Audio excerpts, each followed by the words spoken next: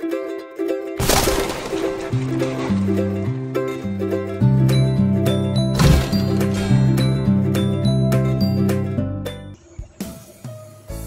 adik-adik, selamat hari Minggu, selamat pagi semua adik-adik. Adik-adik sudah siap nggak untuk mengikuti ibadah pada pagi hari ini? Kalau sudah siap, Mari kita berdoa. yuk kita lipat tangan, tutup mata, kita bersama dalam doa. Tuhan Yesus, terima kasih buat pagi ini kami boleh kembali mengikuti ibadah selama minggu.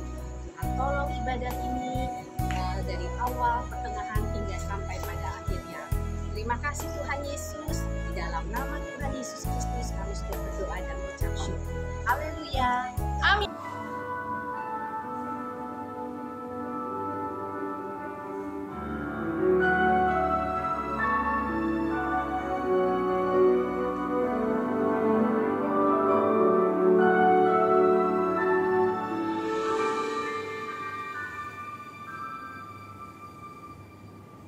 Ku mau terus berjalan sesuai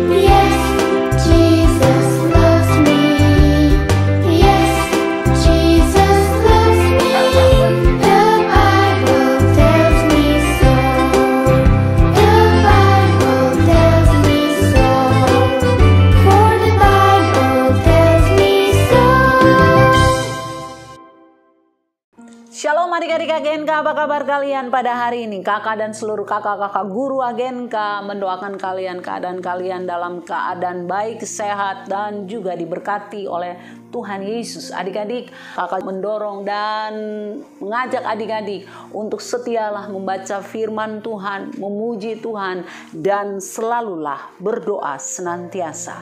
Adik-adik, di tengah-tengah semua yang saat ini sedang terjadi, ingatlah apabila engkau membangun hubungan pribadimu dengan Tuhan dalam doa, membaca firman, ataupun juga menyembah, Allah pasti akan melawat kalian dan akan memberkati serta juga memberikan berkat-berkatnya. Adik-adik, ingatkah kalian akan cerita-cerita kebenaran firman Tuhan dari waktu Tuhan Yesus? Pada waktu Yesus usia 12 tahun, ia beserta kedua orang tuanya pergi ke rumah Tuhan di Yerusalem. Kemudian Yesus ketika dewasa, ia juga datang kepada Yohanes Pembaptis untuk dibaptis. Dan yang saat ini kita akan masuk ke dalam kebenaran firman Tuhan. Ketika Yesus selesai dibaptis oleh Yohanes Pembaptis, kemudian firman Tuhan mengatakan di dalam kitab Matius dan Lukas, ia dibawa oleh Roh Kudus ke padang gurun. Di sanalah Tuhan Yesus berpuasa 40 hari 40 malam. Adik-adik, ia berpuasa dan berdoa. Roh Kudus membawa Yesus ke padang gurun untuk dicobai oleh iblis. Ia harus melalui masa-masa seperti ini karena kualitas hidupnya sedang diuji. Kualitas hidup dalam ketaatannya, ketahanan dan ketundukan Yesus atas kehendak Allah. Ingatlah adik-adik, pada saat itu Yesus adalah manusia seperti kita. Ia datang ke dunia untuk memenuhi rencana Allah yang besar untuk keselamatan seluruh manusia. Adik-adik, 40 hari 40 malam Yesus berpuasa. Begitulah firman Tuhan mengatakannya. Laporan di arsip Fur kriminologi, para ahli mengatakan bahwa tubuh kita manusia dapat bertahan hidup selama 8 sampai 21 hari tanpa makan dan minum. Tubuh manusia memerlukan cairan atau air yang memadai untuk dapat bertahan hingga 2 bulan guna bertahan hidup. 70% tubuh manusia terdiri dari cairan. Adik-adik, orang akan mungkin bertahan hidup dari kelaparan selama berminggu-minggu jika mengkonsumsi air dalam jumlah yang sehat, sebab tubuh memiliki sejumlah cadangan untuk menggantikan makanan daripada cairan. Adik-adik, Yesus bukan saja berpuasa, namun ia juga berdoa. Firman Tuhan mengatakan setelah 40 hari 40 malam, akhirnya laparlah Yesus karena tidak makan. Dan disitulah iblis atau penuduh datang dan mencobanya. Adik-adik, mari kita membuka firman Tuhan di dalam Matius 4 ayat 1 sampai 11. Pencobaan yang pertama kita bisa baca di dalam ayat 2 sampai 4. Iblis berkata kepadanya, "Jika engkau anak Allah, perintahkanlah supaya batu-batu itu menjadi roti." Tetapi Yesus menjawab, "Ada tertulis, manusia hidup bukan dari roti saja, tetapi dari setiap firman yang keluar dari mulut Allah." Adik-adik, iblis tahu Yesus belum makan selama 40 hari, lemah dan tak berdaya karena lapar. Iblis tahu tentang firman Tuhan yang mengatakan manusia hidup bukan dari roti saja, tetapi manusia hidup dari segala yang diucapkan Tuhan. Adik-adik bisa baca dalam Ulangan 8 ayat 3. Dan iblis menantang Yesus dengan mencobainya. Adik-adik, ingat, Yesus tahu benar akan kebenaran firman dan ia memegang teguh kebenaran firman itu. Artinya bukan roti atau makanan yang lainnya saja seperti nasi, sayur, daging, dan lain-lain yang kita konsumsi setiap hari yang menjadi santapan kita. Tetapi Tuhan Yesus juga mengatakan bahwa kita juga harus rajin membaca dan melakukan firman Tuhan. Bacalah firman Tuhan atau Alkitab selalu, taati adik-adik dan ikuti petunjuk dan renungkanlah kebenaran firman Tuhan itu. Adik-adik, jika firman itu menjadi yang utama dalam hidup kita, maka Matius 6 ayat 33 yang berbunyi, tetapi carilah dahulu kerajaan Allah dan kebenarannya, maka semuanya akan ditambahkan kepadamu, akan menjadi milik kita. Kalau firman Tuhan itu menjadi yang utama, maka roti akan menjadi dampak yang membawa hasil berupa berkat Tuhan. Adik-adik, sebaliknya, kalau roti atau berkat itu menjadi tujuan utama dalam hidup kita, maka firman dan kebenarannya akan menjadi pudar atau tidak bercahaya dalam kehidupan kita. Pencobaan yang kedua kita baca di dalam ayat 5 sampai 7. Kemudian iblis membawanya ke kota suci dan menempatkan dia di bumbungan bait Allah. Dan iblis berkata, jika engkau anak Allah, jatuhkanlah dirimu ke bawah, sebab ada tertulis mengenai engkau, ia akan memerintahkan malaikat-malaikatnya, dan mereka akan menatang atau menggendong atau mengangkat engkau di atas tangannya, supaya kakimu jangan terantuk kepada batu. Adik-adik, firman Tuhan ini ada di dalam Mazmur 91 ayat 11 sampai 12. Yesus berkata kepada iblis, ada tertulis, jangan engkau mencobai Tuhan Allahmu. Ulangan 6 ayat 16. Jawaban yang tegas dari Yesus, jangan engkau mencobai Tuhan Allahmu, disebabkan karena iblis tahu Yesus adalah Tuhan yang memiliki banyak malaikat yang siap diperintah untuk melakukan apapun dan dimanapun, kapanpun Yesus mau. Karena keadaan Yesus pada saat itu, tubuhnya letih dan lemah akibat lapar. Dan kita masuk di dalam pencobaan yang ketiga, ayat 8 sampai 10. Dan iblis membawa Yesus ke atas gunung yang tinggi dan memperlihatkan kepadanya semua kerajaan dunia dengan kemegahannya, dan berkata kepadanya, semua ini akan kuberikan kepadamu jika engkau sujud menyembah aku. Adik-adik, kemudian Tuhan Yesus berkata, enyahlah iblis, sebab ada tertulis, engkau harus menyembah Tuhan Allahmu, dan hanya kepada Dia sajalah engkau berbakti. Yesus dengan tegas mengalahkan semua perkataan iblis dengan kebenaran firman Tuhan yang disengaja dipakai oleh iblis juga untuk menjatuhkan Yesus yang ketiga kalinya. Adik-adik, ingatlah kebenaran firman Tuhan. Kita harus sujud dan menyembah hanya kepada Tuhan Yesus sebagai Tuhan dan Juru Selamat kita. Tolak semua yang lain yang mengajak engkau sujud dan menyembah kepada mereka. Ingat kebenaran firman Tuhan ini. Dan mari kita ikuti cerita firman Tuhan ini. Yesus yang penuh dengan Roh Kudus kembali dari Sungai Yordan, lalu dibawa oleh Roh Kudus ke padang gurun. Di situ ia tinggal 40 hari lamanya dan dicobai iblis. Selama di situ ia tidak makan apa-apa, dan sesudah waktu itu ia lapar.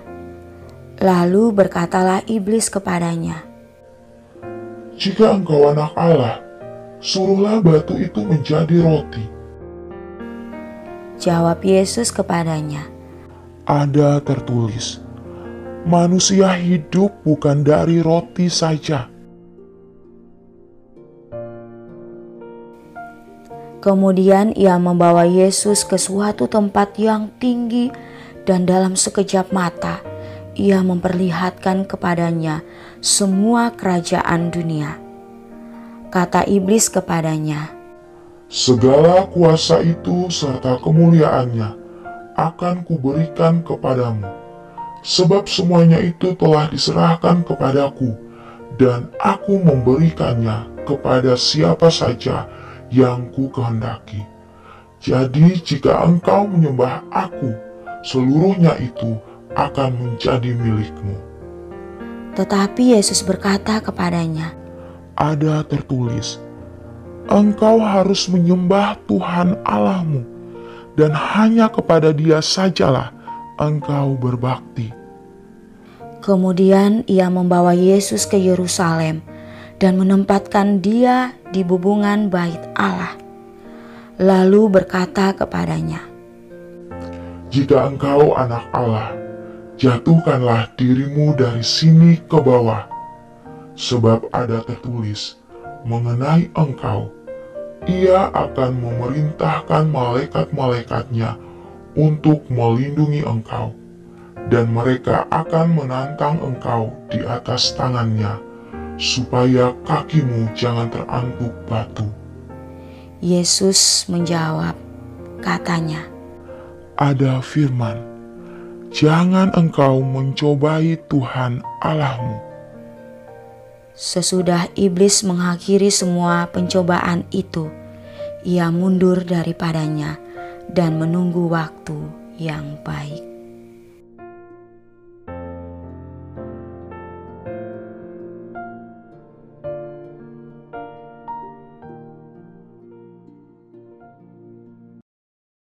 Adik-adik, Yesus dicobai oleh iblis. Pertama tentang keinginan daging, kedua tentang keangkuhan hidup, dan yang ketiga adalah keinginan mata. Ingatlah, iblis menyerang kita bukan dari sesuatu yang kita benci atau tidak suka, tetapi apa yang kita cintai atau kita suka. Adik-adik, ingatlah, sesuatu yang berlebihan, dikasihi atau dicintai, pasti iblis akan menyerang di situ. Jika kita lemah dengan uang, pasti iblis akan menyerang kita dengan tawaran-tawaran yang akan menghasilkan uang. Jika kita tergila-gila dengan pujian atau sanjungan, maka iblis juga akan menyerang kita dengan berbagai hal yang mendatangkan pujian yang semu bagi kita. Jika kita tergila-gila dengan kesenangan dunia, pesta pora, mengagumi orang secara berlebihan, maka iblis akan membuat hidupmu menderita dengan kesenangan tersebut. Engkau akan mengikuti jejak orang-orang yang kamu sukai, dan seakan-akan kamu bukan dirimu lagi. Adik-adik, kenalilah diri kita masing-masing sesuai dengan kemampuan hidup kita.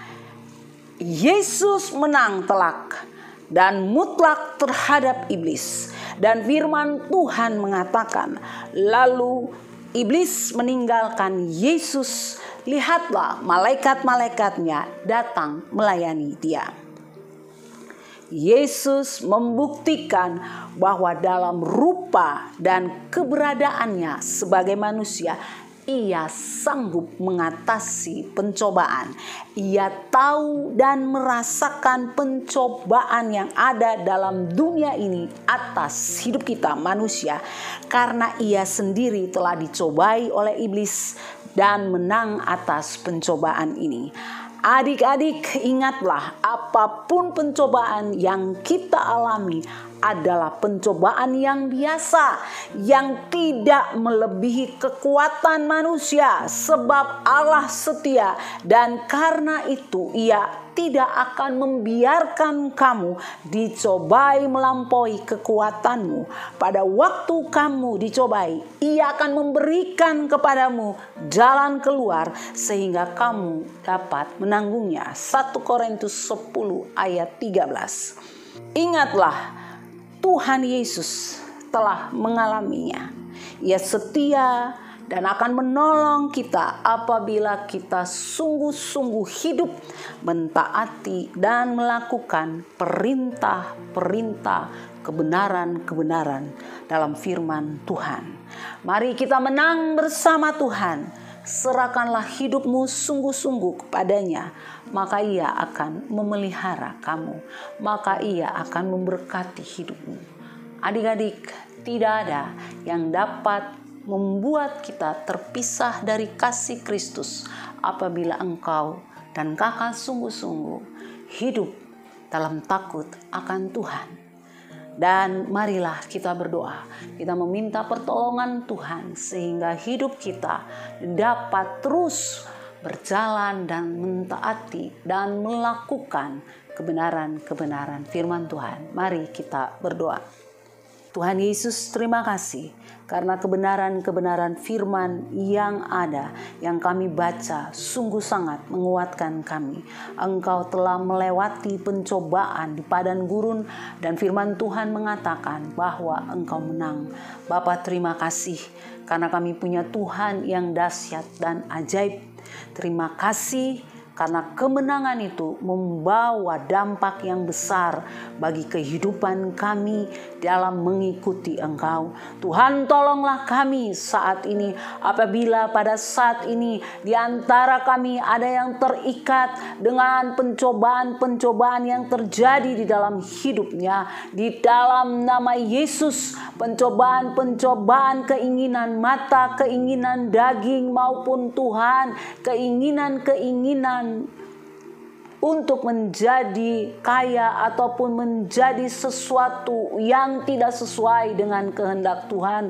Mari Roh Kudus, kami minta pertolongan dari Tuhan. Lepaskanlah kami daripada yang jahat. Tuhan, tolong kami supaya kami bisa menang atas pencobaan-pencobaan ini. Tuhan, Engkau masuk dalam hati kami dan Roh Kudus tuntun kami untuk dapat melewati dan menang atas pencobaan-pencobaan dan tawaran-tawaran dari teman-teman ataupun dunia ini. Kami minta pertolongan daripadamu ya Tuhan, sehingga kami dapat menang atas semuanya. Terima kasih Tuhan, berkatilah kami, berkati orang tua kami, apapun yang dilakukan dalam pekerjaan setiap hari ataupun saat ini, kiranya tangan murah Allah akan memberkatinya sehingga kami hidup di dalam anugerah Tuhan. Terima kasih Tuhan, yang sakit Engkau sembuhkan, yang susah sedih Engkau hiburkan, dan berikanlah kepada kami sukacita surga dan juga ya Tuhan pengharapan-pengharapan di dalam Engkau tidak akan mengecewakan kami. Dalam nama Yesus kami sudah berdoa. Haleluya. Amin. Adik-adik, masih ingatkah kalian ayat hafalan minggu lalu? Mari kita ikuti. Hafalannya Mazmur 145 ayat 8-9. Tuhan itu pengasih dan penyayang, panjang sabar dan besar kasih setianya.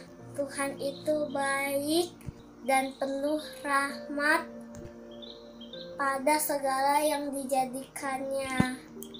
God bless you dah. Bapa kami yang di surga, dikuduskanlah namamu, datanglah kerajaanmu, jadilah kehendakmu di bumi seperti di surga.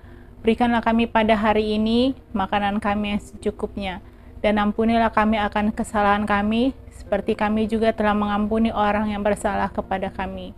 Dan janganlah membawa kami ke dalam pencobaan, tetapi lepaskanlah kami daripada yang jahat, karena Engkaulah yang punya kerajaan dan kuasa dan kemuliaan sampai selama-lamanya.